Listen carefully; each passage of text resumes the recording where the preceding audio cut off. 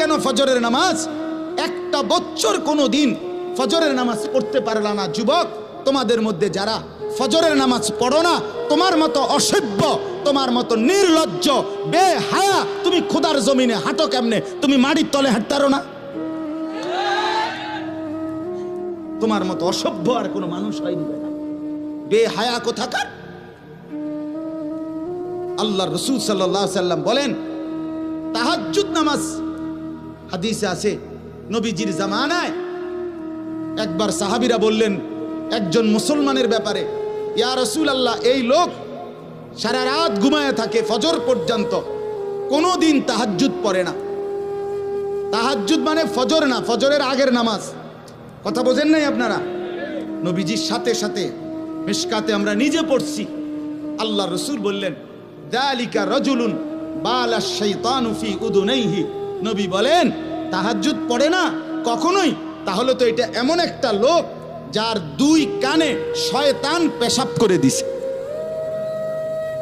আছে কিনা? শয়তান মুত্তা দিছে তার কানে।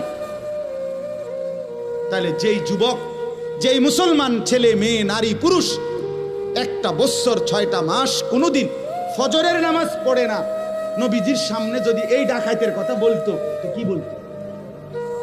নবীর সামনে যদি বলে ইয়া রাসূলুল্লাহ, আপনার উম্মতের এই ডাকাইতে 1 বছর কোনোদিন ফজরের নামাজ পড়ে না, তার ব্যাপারে আপনার মন্তব্য কি? তো রাসূল বলতেন, নবী শুনলে বলতেন, শয়তান তার পুরা শরীরে পায়খানা করে দিছে। হ্যাঁ, লজ্জা থাকলে হাসো না, মানুষের বাচ্চা যদি হও হাসো না।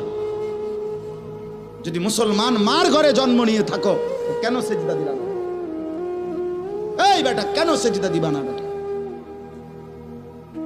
নবীজি সাল্লাল্লাহু আলাইহি সাল্লামের স্পষ্ট হাদিস, ফজরের নামাজ যে পড়ে না, নবী বলেন ওয়া ইল্লা আসবাহা খাবিসান নফস কাসলানান। নবী যে বলেন যে ফজরের নামাজ পড়ে না, শুনতেছেন সবাই? ওই শুনতেছেন আপনারা? রাসূল বলছে যে ফজরের নামাজ পড়ে না, সে খবিস, খবিস, খবিস, এটা খবিস বেটা, খবিস, এটা খাবিসান নফস কাসলানান, এটা অলস, অকর্মণ্য, অপদার্থ। এটা যে কোনো পদার্থ ফেলাস্টিক, এটা আকামলা।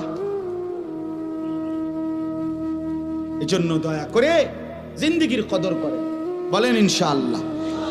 আল্লাহ আমাদেরকে তৌফিক দান করেন। হিম্মত চাই, হিম্মত।